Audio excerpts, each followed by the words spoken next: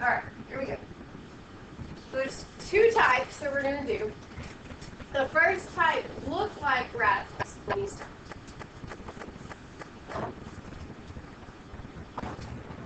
So think back to when we were solving radical equations before, which we have done.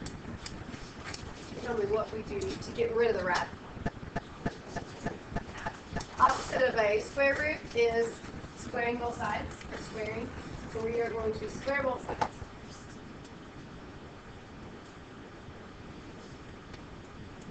Okay, when you square 3x, you get 3x squared. no, minus 3x times 3x. No, I'm sorry.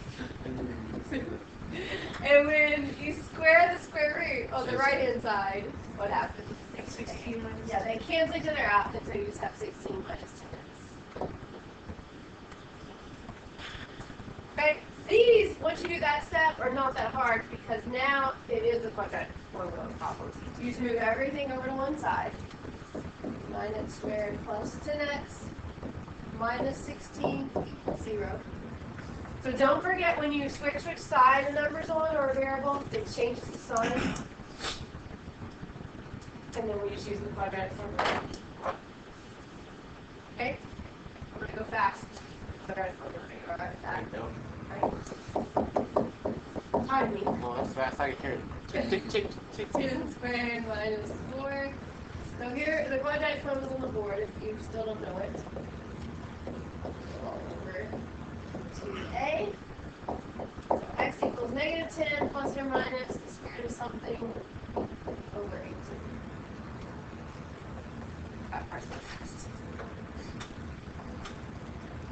So, if you've had trouble with this, figure out what goes inside the square root first.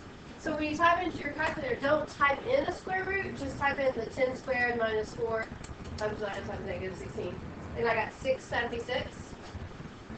You're in luck. The ones that you're doing today, all the ones in your homework, they are perfect squares. So even 676, it's not on your square root chart, but you can use a calculator. The square root of 676 is 26.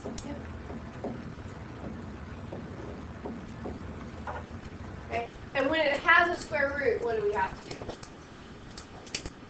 Yeah, do the plus or minus. Go ahead and work it out. So figure out what is negative 10 plus 26, 16, and then divide that by 18. And you can just get a decimal. It's fine. 809.89 as a decimal. And then negative 10 minus 26 is negative 36 divided by 18.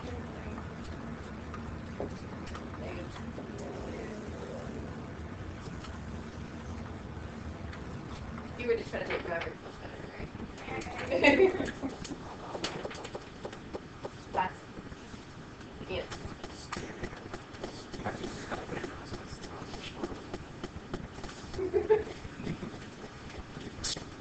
So it's one down. That wasn't too bad, was it? Was? I mean, it's a lot. Yeah, it was. It's just the quadratic formula takes a while. So, again, if you wanted to factor this, the 9x squared plus 10x minus 16, you could. If you can't immediately tell how to factor it, I wouldn't waste your time. That's the idea. Look at another one? Sure. Okay, number 2. A little different. K plus radical k equals 2y.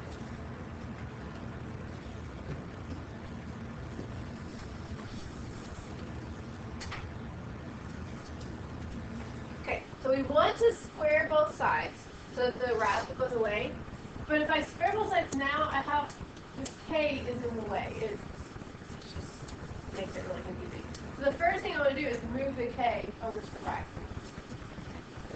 Okay.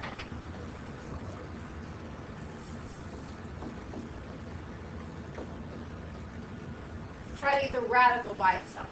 It already was by itself in the last problem. That's why we didn't do this exactly. So now what do I do to get rid of the radical? Square. When I square the k, radical k, it's just k. Square the square root. How do I square 12 minus k? Square Okay. Oh. Foil. 44 minus 10. Foil. Yeah. So it's really 12 minus k times 12 minus k. So the faster you are at foil, the quicker you can do these problems.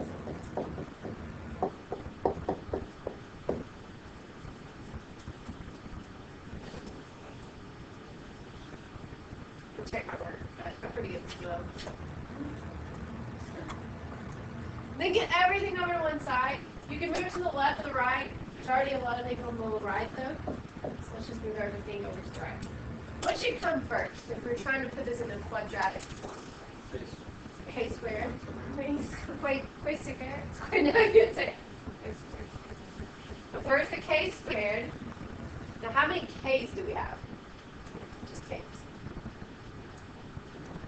So we have the positive or negative. Negative 24, but we also have one on the left side. So if I moved it over to the right, it's not negative 25. Plus 24.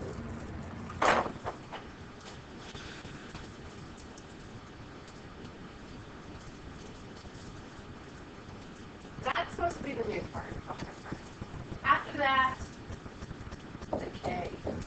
But you still use the quadratic formula. So 25 plus or minus the square root of 25 squared minus 4ac all over 2a. Okay, do you notice inside the radical, I'm going to point out something we talked about. Seems like. It's a b is negative 25. Why did I just write 25 squared? Because it's a negative. Yeah, it's going to be a positive anyway, right, when you square it. So I told you, just to help you keep from making mistakes, you can just go ahead and make it positive. If you don't do that, if you make it negative, you have to put it in parentheses. So it's easier to just leave it off. Okay.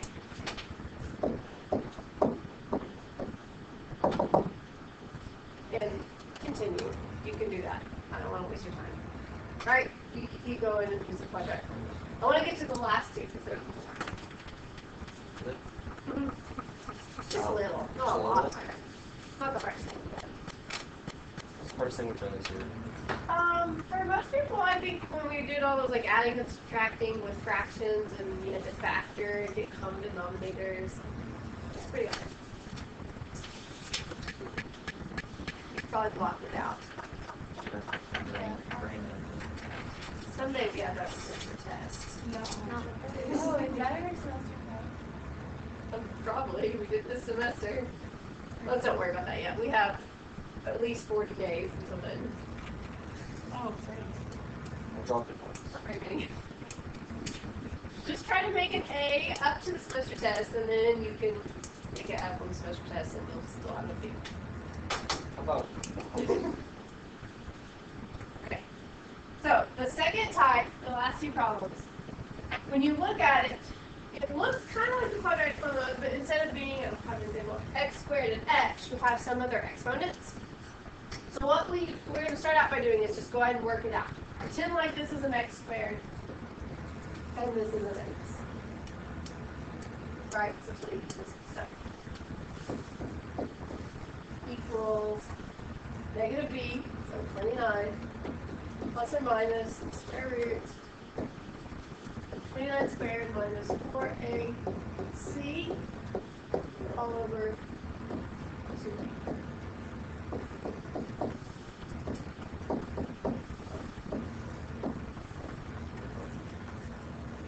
Somebody help me out. What goes in the rack?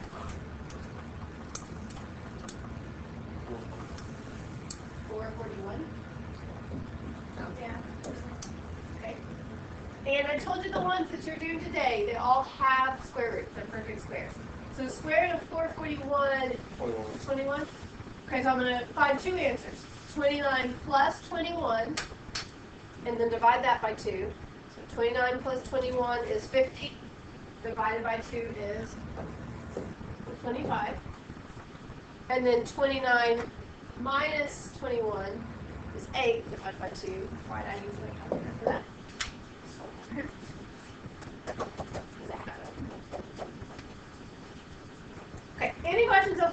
We hadn't done anything crazy. That's just the quadratic formula. It worked out.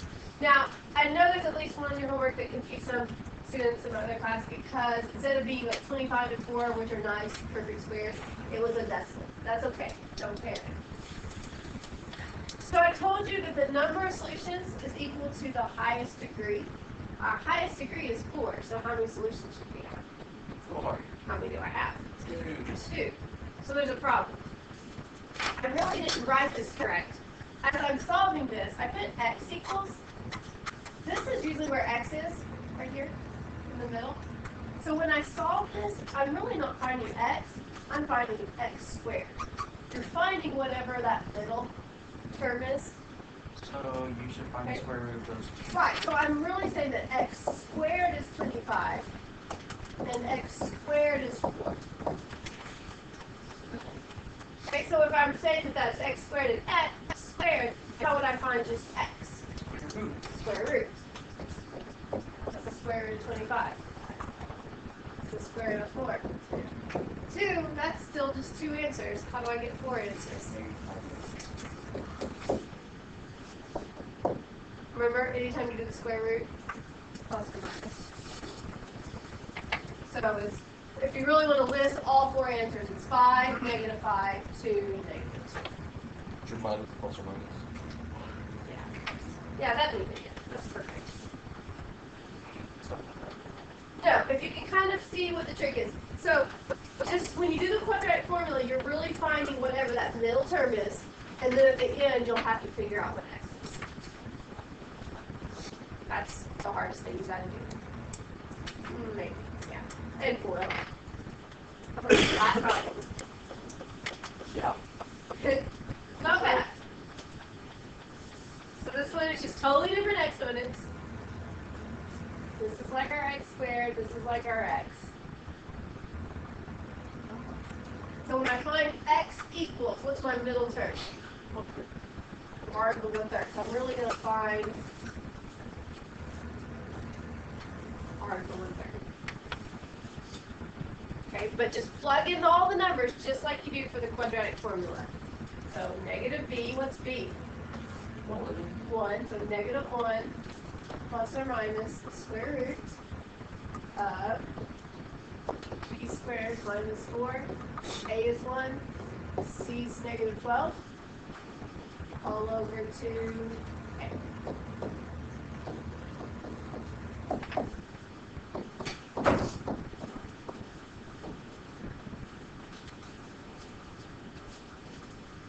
Just in time. The last problem.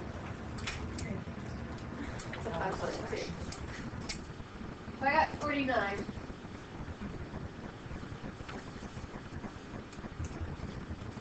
Let's figure out our 2 answers. So negative 1 plus, what's the square root of 49? 7. So negative 1 plus 7 is 6. 6, and 6 divided by 2. I did repeat yourself. Negative 1 minus 49, or square root of 49? Negative 8. Negative 8 divided by 2.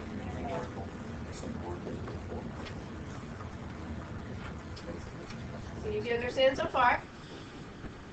Okay, so that is r to the 1/3 because it was the middle term. And we're saying that r to the 1/3 is 3, and r to the 1/3 is negative 4. Just one more step. We just want to find r. Who knows how you go from r to the 1/3 to just r? 3 to the 3rd.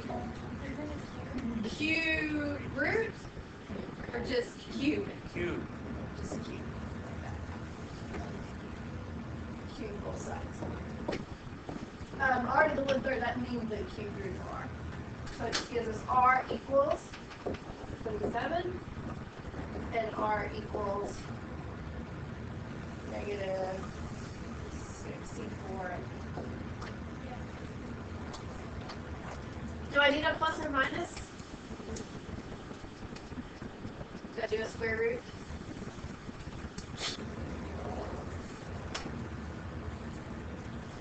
There you go.